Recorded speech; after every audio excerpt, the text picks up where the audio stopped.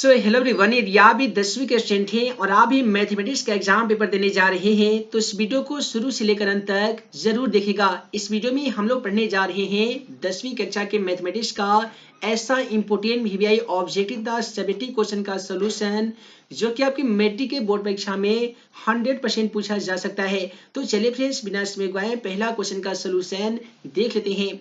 है दोस्तों, पैटर्न के बारे में जैसा कि आप सभी को तो जानकारी हो ही गई होगी कि इस बार मैट्रिक के एग्जाम पेपर के मैथमेटिक्स के पेपर में 1 से लेकर 100 तक के ऑब्जेक्टिव सवाल पूछे जाएंगे, जिनमें से केवल 50 ऑब्जेक्टिव क्वेश्चनों का आंसर आप सभी को ओएमआर शीट में रंगना होगा। तो चलिए फ्रेंड्स, बिना समय गवाए पहला क्वेश्चन का आंसर देख लेते हैं। दोस्तों, आज का पहला सवाल क्वेश्चन नंबर 1 हमारा कहता है कि दिए गए बिंदु x1, y1, x2, y2 और x3, y3 यदि संरेख है तो निम्नलिखित में से कौन सा सत्य है। दोस्तों, आप सभी को मालूम होगा कि त्रिभुज का क्षेत्रफल संरेखी होने के लिए त्रिभुज का क्षेत्रफल बराबर 0 होता है। तो त्रिभुज का क्षेत्रफल होता है x1 into y2 minus y3 plus x2 into y3 minus y1 plus x3 y1 minus y2 बराबर 0। तो क्वेश्चन का सही जवाब यहाँ पे ऑप्शन ए हो जाएगा। उसके बाद में अगला सवाल क्वेश्चन नंबर 2 को देख लीजिए। दोस्तों, अगला सवाल क्वेश्चन नंबर 2 हमारा कहता है कि यदि 4 tan थीटा बराबर 4 हो तो थीटा का मान क्या हो जाएगा। यदि हम tan थीटा बराबर केवल 4 लिख देते हैं तो 4 यहाँ पे जो गुना में आप देख पा रहे हैं बराबर की तरफ जाकर ये भाग में हो जाता, 4 से 4 हम कटा देंगे तो 1 हो जाएगा। तो अब आप ही बताइए tan थीटा में यानी tan में कितने डिग्री का मान 1 होता है। तो दोस्तों, मान सरणी याद किए होंगे तो आप सभी को मालूम होगा कि tan में 45 तो वहीं पे cot में 45 डिग्री का मान 1 होता है, इसलिए क्वेश्चन का सही जवाब ऑप्शन सी हो जाएगा।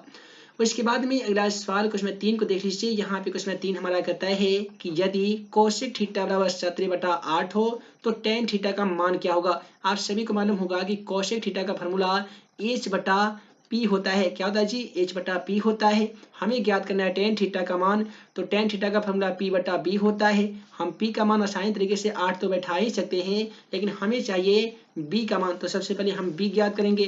तो जब भी h और p दिया गया हो, b ज्ञात करना हो तो आसान फॉर्मूला √h² माइनस p² होता है। h का मान देख लीजिए दोस्तों, h का मान क्वेश्चन में 17 है तो आपको यहाँ पे 17 का स्क्वायर करना होगा। p का मान 8 है तो 8 का स्क्वायर करना होगा।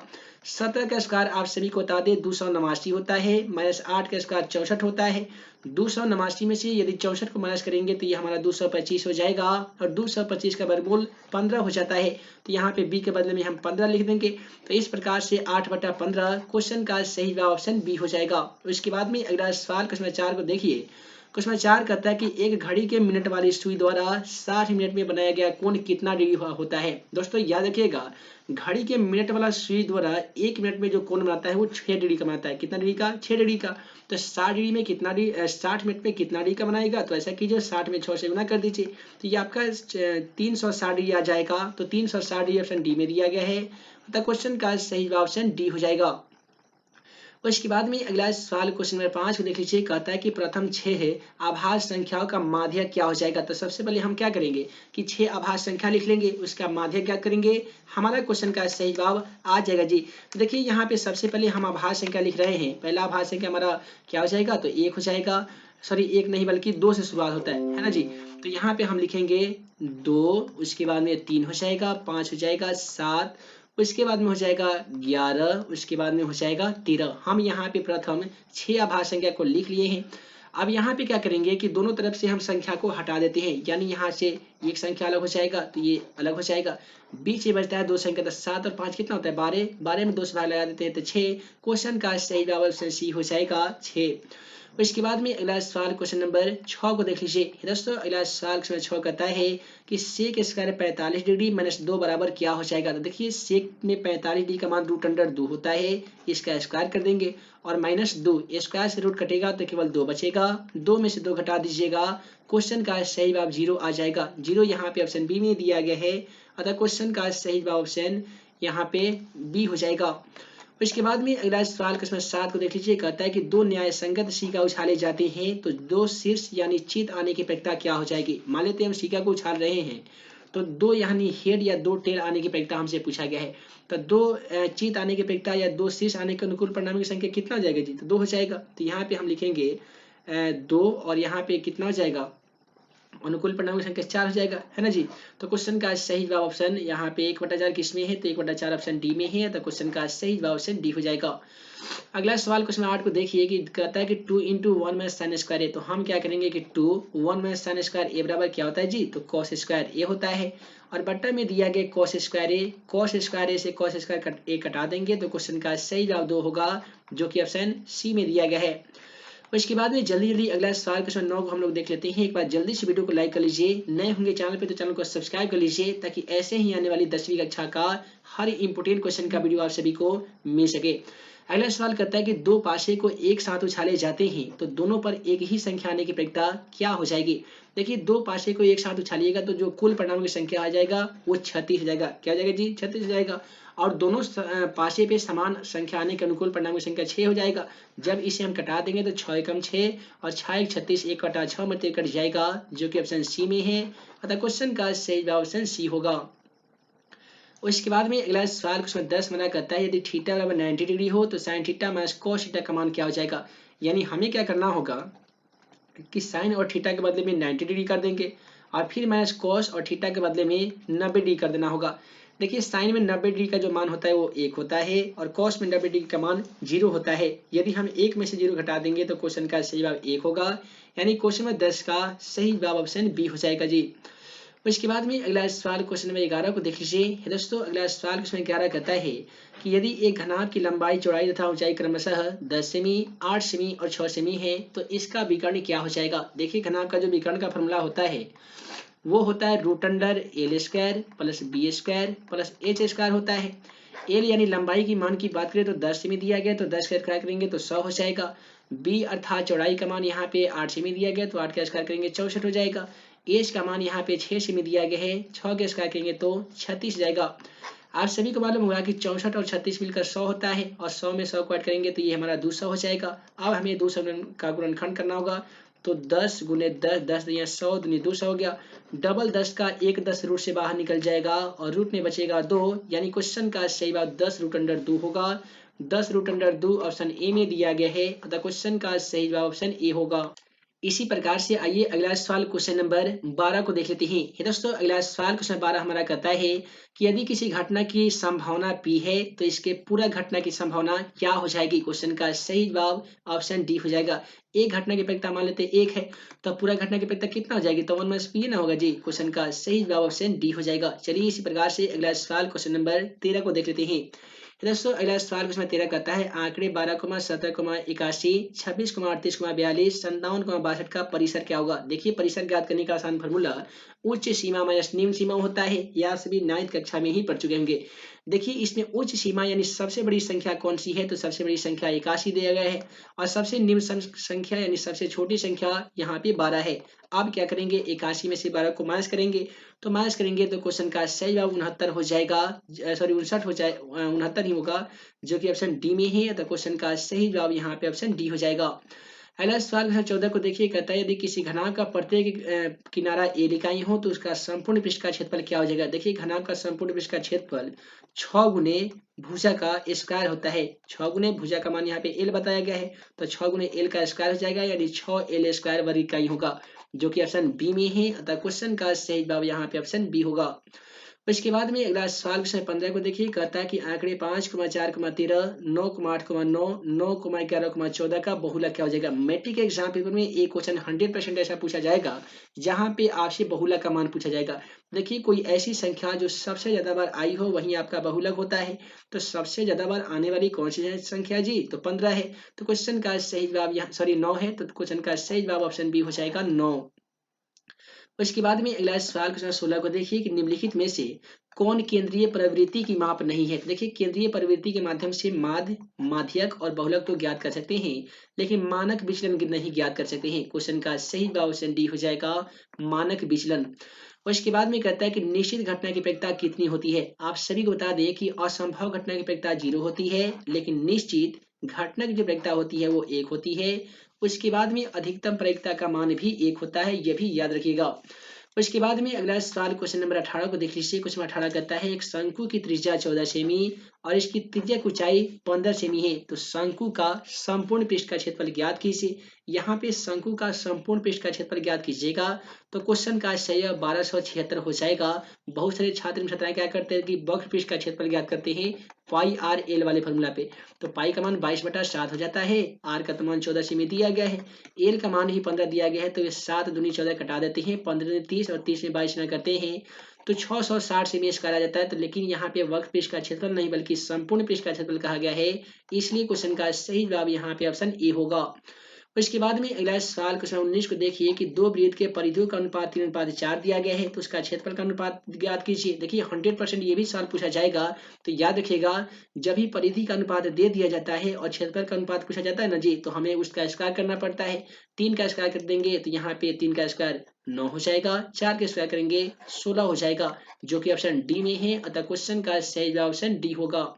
अगला सवाल क्वेश्चन 20 पे देखिए कि दी गई आकृति में चतुर्भुज एबीसीडी एक समांतर चतुर्भुज है जिसमें कोण ए सी बी की माप क्या हो जाएगी। यहाँ पे कोण देखिए ये ए और यहाँ पे जगह सी और ये बी, यानी हमसे ये कोण पूछा गया है ना जी। देखिए हमें क्या करना है कि 70 में यदि हम 55 डिग्री को ऐड कर दे तो कितना हो जाता है, 5 7 5 ये 12 25 125 हो जाता। अब आपको ये सोचना है कि हम 125 डिग्री में कितने डिग्री को ऐड करेंगे कि प्राप्त संख्या 180 हो जाना चाहिए। देखिए 5 5 10 के 0 करीबन 12 5 17 18, यानी आप सभी को मालूम होगा कि त्रिभुज के तीनों कोणों का योगफल 180 डिग्री होता है, तो दो कोण का मान दिया गया है, यानी हम 55 डिग्री भी दिया गया है 70 डिग्री भी दिया गया है, तो तीसरा कोण ज्ञात करना है। तो हम क्या करेंगे 55 और 70 डिग्री को ऐड करेंगे तो 125 हो जाएगा। इनमें से हम क्या करेंगे 180 में से हम 125 को माइनस कर देंगे तो हमारा 55 डिग्री आ जाएगा। क्वेश्चन का सही जवाब ऑप्शन बी हो जाएगा 55 डिग्री।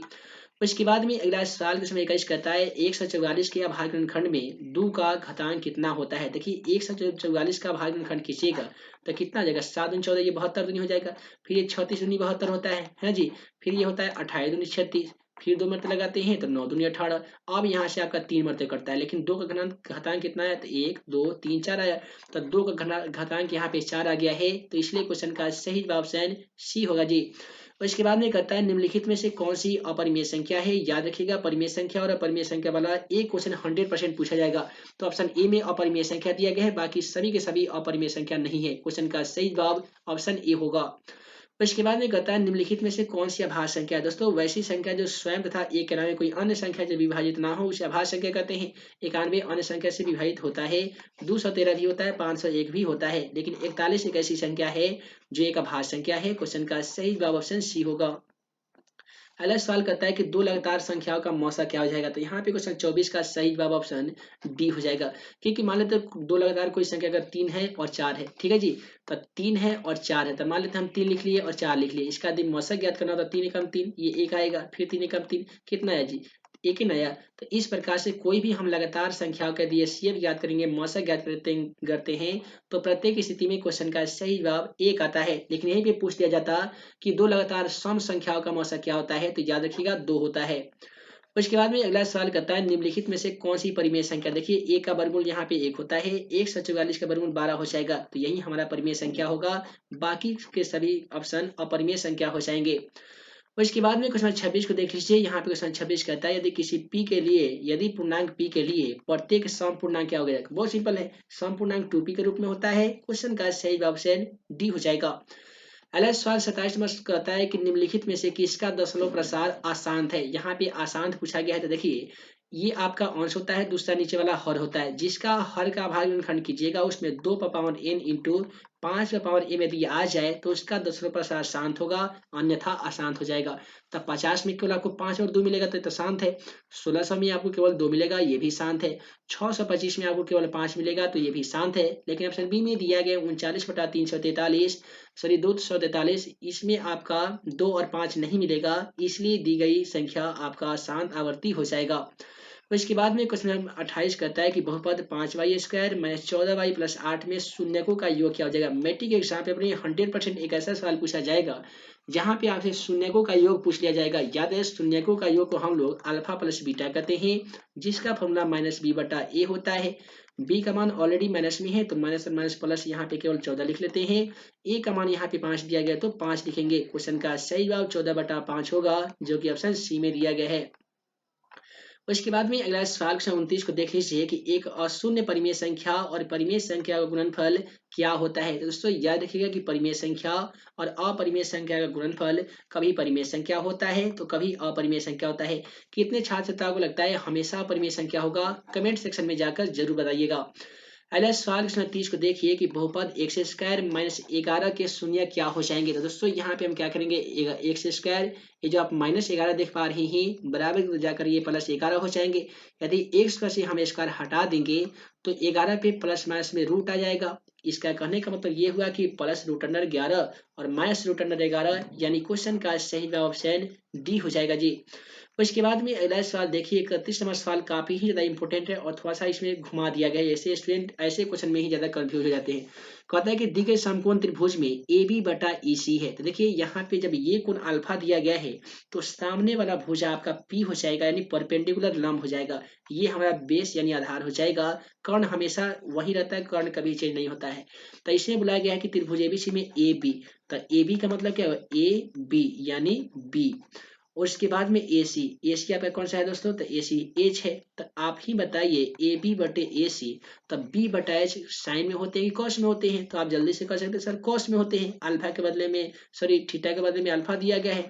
तो क्वेश्चन का सही जवाब हमारा ऑप्शन बी होगा, कॉस अल्फा। और इसके बाद में अगला सवाल क्वेश्चन नंबर 32 को देखिए कि यदि कोसेक थीटा बराबर बी बटा ए हो तो सेक थीटा का मान क्या होगा। देखिए सेक थीटा का फॉर्मूला एच बटा बी होता है और कोसेक थीटा का फॉर्मूला एच बटा पी होता है।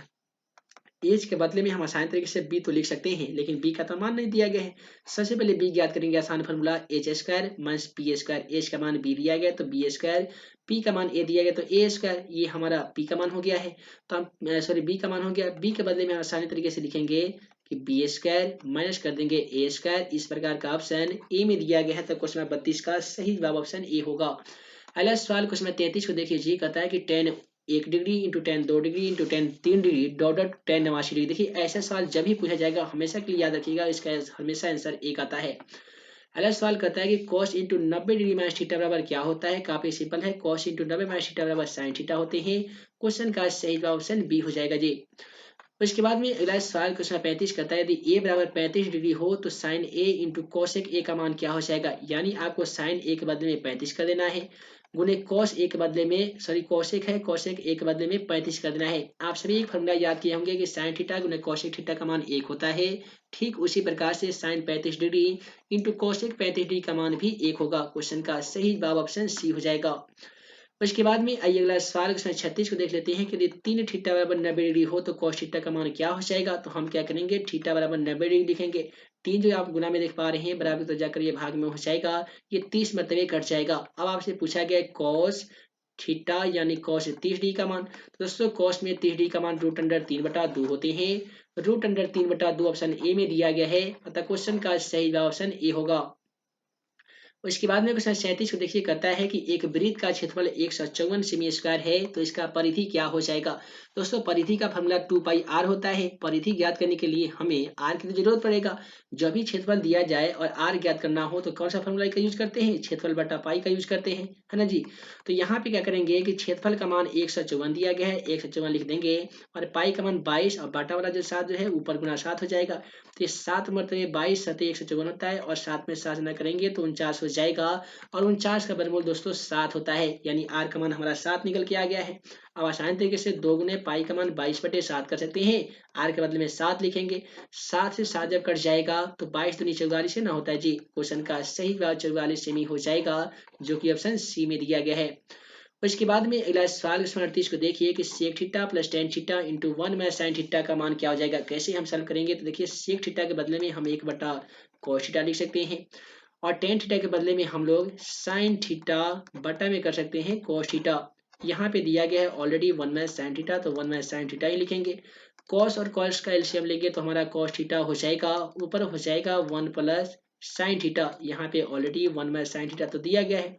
अब देखिए a plus B A minus B हो गया, तो a plus B into A minus B बराबर क्या होता है, तो A square minus B square यानी 1 माइनस साइन स्क्वायर थीटा हो जाएगा। और नीचे में तो है कॉस थीटा, तो 1 माइनस साइन स्क्वायर थीटा बराबर दोस्तों होता है कॉस स्क्वायर थीटा, और बटा में ऑलरेडी कॉस थीटा दिया गया है। कॉस स्क्वायर थीटा से कॉस थीटा कट जाएगा, तो अभी भी यहाँ पे कॉस थीटा बच जाएगा, जो कि ऑप्शन सी में है। तो क्वेश्चन का सही जवाब ऑप्शन सी होगा। अगला सवाल कहता है एक स्तंभ की छाया की लंबाई स्तंभ की ऊंचाई से √3 गुनी है, तो इसका उन्नयन कोण क्या हो जाएगा। मान लेते हैं एक स्तंभ है, इस प्रकार से एक ए बी स्तंभ है, इसकी जो छाया की लंबाई है, स्तंभ की लंबाई अगर 1 मीटर होगा तो इसका √3 होगा।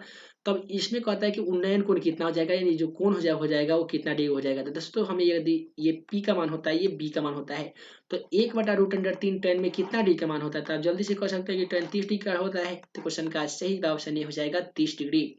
अगला सवाल कहता है कि 9 tan square alpha minus 9 sec square alpha का मान क्या हो जाएगा। दोनों में 9 कॉमन कर लीजिए, तो यह आपका हो जाएगा tan स्क्वायर अल्फा माइनस हो जाएगा sec स्क्वायर अल्फा। आप सभी को बता दें 9 को 9 लिखेंगे, कोष्टक का तो गुना, tan square alpha minus sec square alpha का मान 1 होता है, 9 में एक्स्ट्रा करेंगे तो क्वेश्चन का सही जवाब 9 होगा, जो कि ऑप्शन ए में दिया गया है।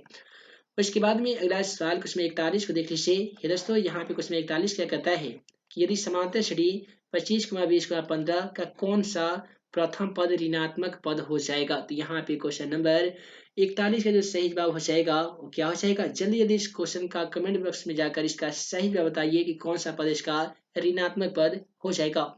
अगला सवाल यहाँ पे क्वेश्चन 42 को देख लीजिए। दूसरा क्वेश्चन 42 क्या कहता है कि निम्नलिखित में से कौन सा समांतर श्रेणी में नहीं है। यहाँ पे आप सभी को बताना होगा कि कौन सी सूची है वो समांतर श्रेणी में नहीं है। देखिए आपका ए बी सी ये सभी के सभी समांतर श्रेणी में है, लेकिन ऑप्शन डी में दी गई सूची समांतर श्रेणी में नहीं है। ऐसा सवाल ही मैट्रिक एग्जाम पेपर में 100% एक पूछा जाएगा। तो देखिए कौन है कौन नहीं है, D1 और D2 ज्ञात करके इक्वल कर लीजिए, जिसका इक्वल आ जाएगा वो है, अन्यथा नहीं है। उसके बाद 43 नंबर सवाल कहता है कि एक अक्ष से किसी बिंदु 3,6 की दूरी कहा जाएगी। देखिए एक अक्ष से दूरी पूछा जाएगा तो पहला वाला आंसर, वाई अक्ष से पूछा जाएगा तो दूसरा वाला आंसर। एक अक्ष से पूछा गया है तो क्वेश्चन का सही जवाब 3 होगा, जो कि ऑप्शन ए में है। उसके बाद में कहता है कि बिंदु 4.5 और 6.5 किस पाद में स्थित है। याद है ऐसा सवाल भी 100% एक पूछा जाएगा। तो ऐसे सवाल को बहुत ही सिंपल तरीके से आंसर देना है। यदि दोनों प्लस में हो तो प्रथम पाद, दोनों माइनस में हो तो तृतीय, पहले प्लस बाद में माइनस तो चतुर्थ, पहले माइनस बाद में प्लस तो द्वितीय। तो यहाँ पे दोनों प्लस में होने के कारण क्वेश्चन का सही जवाब प्रथम पाद हो जाएगा। अगला सवाल कहता है कि बिंदु 3,-4 1,2 को मिलाने वाली रेखाखंड के मध्य बिंदु का नियामक क्या हो जाएगा। मध्य बिंदु का नियामक यानी आपसे x का मान पूछा गया है और y का मान पूछा गया है। तो देखिए मध्य बिंदु में क्या आसान फॉर्मूला है कि x1 x2 को जोड़ लेते हैं, यानी 3 और 1 4 कर देंगे, इसमें 2 से बार लगा देंगे तो 2 हो जाएगा। y1 y2 को भी जोड़ते हैं, यानी -4 + 2 करेंगे तो कितना हो जाएगा जी, -2/2 कट के -1 हो जाएगा। तो पहला का आंसर 2, दूसरा का आंसर -1 ऑप्शन सी में दिया गया है। क्वेश्चन का सही जवाब ऑप्शन सी होगा जी। अगला सवाल क्वेश्चन 46 को देखिए कहता है मूल बिंदु से P में दिए गए -a, -b की दूरी क्या हो जाएगी। देखिए मूल बिंदु से दूरी ज्ञात करना काफी सिंपल होता है। इसके लिए एक फॉर्मूला का हम यूज करते हैं √x² प्लस में y² होता है। x का मान -a दिया गया, -a का स्क्वायर करेंगे और b का मान y का मान दिया गया -b, इसका भी स्क्वायर करेंगे। देखिए a का स्क्वायर a² हो जाएगा, b का स्क्वायर b हो जाएगा, यानी √a² प्लस b², जो कि ऑप्शन ए में है। क्वेश्चन का सही जवाब ऑप्शन ए होगा।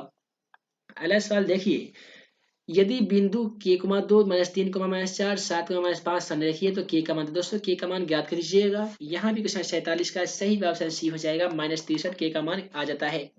अगला सवाल कहता है दो समरूप त्रिभुज के क्षेत्रफल का अनुपात दिया गया 25:64, तो इसके संगत भुजा का अनुपात पूछा गया था। आसान तरीका क्या है कि 25 का गुणनखंड कर दीजिए, सॉरी वर्गमूल निकाल लीजिए और 64 का निकाल लीजिए। 25 का वर्गमूल 5 होता है, 64 का होता है 8। क्वेश्चन का सही जवाब 5:8 होगा, जो कि ऑप्शन सी में है। अगला सवाल देख लीजिए, यहाँ पे भी आपसे त्रिभुज का परिमाप पूछा गया है, त्रिभुज का क्षेत्रफल ज्ञात करके परिमाप ज्ञात कर लीजिएगा। इस क्वेश्चन का सही जवाब आपका क्या आ जाएगा जी, ऑप्शन सी हो जाएगा, 24 इकाई आ जाएगा।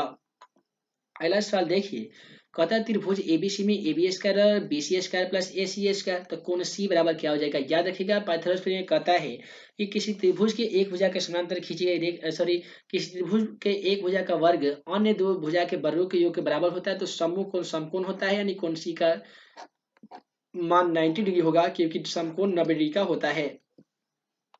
उसके बाद में इसी प्रकार से अगला सवाल क्वेश्चन नंबर 51 को देख लीजिए जी। उसमें 51 कहता है 45 और 60 का मौसा क्या होगा। देखिए 45 को कैसे करेंगे, 15 3 45 कर सकते हैं, 60 को 15 चौका 60 कर सकते हैं।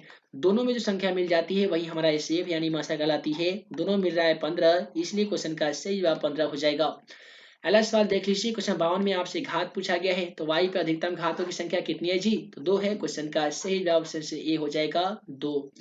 उसके बाद में कहता है कि 0.7 पे रेडियन अर्थात बार दिया गया है, इसे पी बटा क्यू के रूप में चेंज करना है, तो 7/9 हो जाएगा, क्योंकि जो भी संख्या होगा उतना लिख लीजिएगा। दशमलव के बाद में काउंट कर लीजिएगा, जितना संख्या होगा उतना 9 बैठा दीजिएगा, तो केवल एक संख्या था इसलिए 7/9 हो जाएगा। अगला सवाल कहता है यदि एफ एक्स में x Q minus 5x² plus 2x plus 2 में एफ एक्स बराबर 1 दिया गया है, तो कौन सा सत्य हो जाएगा।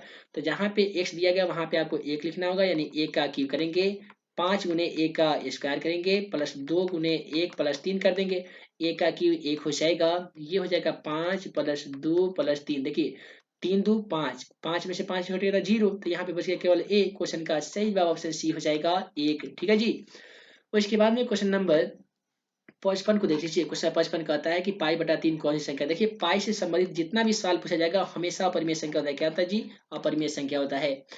उसके बाद में कहता है कि द्विघात प्रपद y² प्लस 3y प्लस 2 के शून्यकों का योग क्या हो जाएगा। देखिए शून्यकों का योग अल्फा प्लस बीटा बराबर माइनस बी बटा ए होता है जी। ठीक है, तो अल्फा प्लस बीटा बराबर माइनस बी बटा ए होता है। बी का मान देख लीजिए 3 दिया गया है, तो आप यहाँ पे -3 लिख दीजिए। ए का मान कुछ भी नहीं है तो एक मानिए, -3 में यदि एक से भाग लगा दीजिएगा तो भी -3 हो जाएगा, और -3 यहाँ पे ऑप्शन डी में दिया गया है, इसलिए क्वेश्चन का सही जवाब ऑप्शन डी होगा। उसके बाद में कहता है 57 में कि 8 पे 5 जीरो दिया गया है, गुने 2 पे 5 जीरो दिया गया है। देखिए दोनों का मान 1 होगा, 1 गुने 1 बराबर कितना हो जाएगा, 1 होगा, जो कि ऑप्शन बी में दिया गया है। और इसके बाद में है कि y² प्लस 1 बटा वाई प्लस 3 बराबर क्या हो जाएगा। तो हम यहाँ पे क्या करने वाले हैं, देखिए y² में यदि x न करेंगे तो ये y² हो जाएगा, बटा में तो y है, और प्लस में यहाँ पे 3y हो जाएगा। ठीक है जी। अब देखिए y² में 1y कट जाएगा तो y प्लस 3y हो जाएगा। तो यहाँ पे देखिए सॉरी ये y² से गुणा करेंगे तो y न स्क्वायर हो जाएगा, तो क्वेश्चन 58 का सही जवाब ऑप्शन डी हो जाएगा, y प्लस 3y², जो कि ऑप्शन डी में दिया गया है। क्वेश्चन का सही जवाब ऑप्शन डी होगा। अगला सवाल कहता है कि यदि 3x प्लस 5y बराबर 0, 9x प्लस 15y बराबर 0, तो x और y का मान क्या हो जाएगा। तो बहुत सिंपल है, x y का मान यहाँ पे दिया गया है, इस समीकरण में पुट कर दीजिए, जिसका मान 0 आ जाएगा वही आपका आंसर सही हो जाएगा। यदि हम 3 और x के बदले में 1 रखते थे तो 3 एकम 3 हो जाता, और ये 5 रहता, तो 3 में से 5 तो घटता, तो ये आता नहीं, 3 के 9, और 9 में से 5 घटे, ये भी गलत है। इसका मान यदि हम 0 रखते और यहाँ पे y में 0 रखते तो 0 0, हाँ देखिए ये आपका सही है, ऑप्शन बी में दिए गए समीकरण इस मान की पुष्टि करता है, इसलिए क्वेश्चन का सही ऑप्शन बी होगा। 60 नंबर सवाल कहता है 3/4 5/4, ये इसका सार अंतर ज्ञात करना, तो क्या करेंगे 5/4 और माइनस कर देंगे 3/4। ठीक है जी, 4 4 का एलसीएम 4 हो जाएगा, वो हो जाएगा 5 - 3, 5 में से 3 घटता है 2, 2/4 कट के 1/2 होता, 1/2 ऑप्शन सी में ही द क्वेश्चन का सही जवाब ऑप्शन सी हो जाएगा। अगला सवाल में यहाँ पे विविक्तर पूछा गया है, यानी डी का मान पूछा गया है। डी ज्ञात करने का आसान फॉर्मूला b² माइनस 4ac होता है। b का मान -15 दिया गया, इसका स्क्वायर कर दीजिए, 4 गुने a का मान कुछ भी नहीं है तो 1 मानेंगे, c का मान यहाँ पे 50 दिया गया तो 50 लिखेंगे। देखिए -15 का स्क्वायर 225 हो जाएगा, और 25 5 का 20 यानी 200 हो जाएगा। 225 में से यदि 200 घटाएंगे तो 25 हो जाएगा, जो कि ऑप्शन ए में है। द क्वेश्चन का सही जवाब ऑप्शन ए हो जाएगा। क्वेश्चन 62 क्या कहता है कि समांतर श्रेणी का पहला पद ए सारवंतर डी है, तो एनवा पदों का योगफल क्या हो जाएगा। देखिए एनवा पदों का योगफल n/2 into 2a plus n-1 गुने डी होता है, जो कि ऑप्शन बी में है, अतः क्वेश्चन का सही जवाब ऑप्शन बी होगा जी। और इसके बाद में इसी प्रकार से, हालांकि इस पीडीएफ में बहुत सारे क्वेश्चन मौजूद हैं जो आप सभी को बनाना बेहद ही जरूरी है। वीडियो लंबी ना हो, जिस कारण मैं इस वीडियो को यहीं पेंट करता हूं। आशा करते हैं आज का यह वीडियो आप सभी को पसंद आया हो तो वीडियो को लाइक करें, अपने दोस्तों में शेयर करें। ऐसे ही नए नए वीडियो पाने के लिए आप हमारे YouTube channel math and magic tips को सब्सक्राइब करना बिल्कुल ना भूलिएगा। तो है दोस्तों, हम जल्द मिलेंगे अगले वीडियो में नए भी क्वेश्चन के साथ। तब तक के लिए आप सभी को वीडियो देखने के लिए बहुत बहुत धन्यवाद।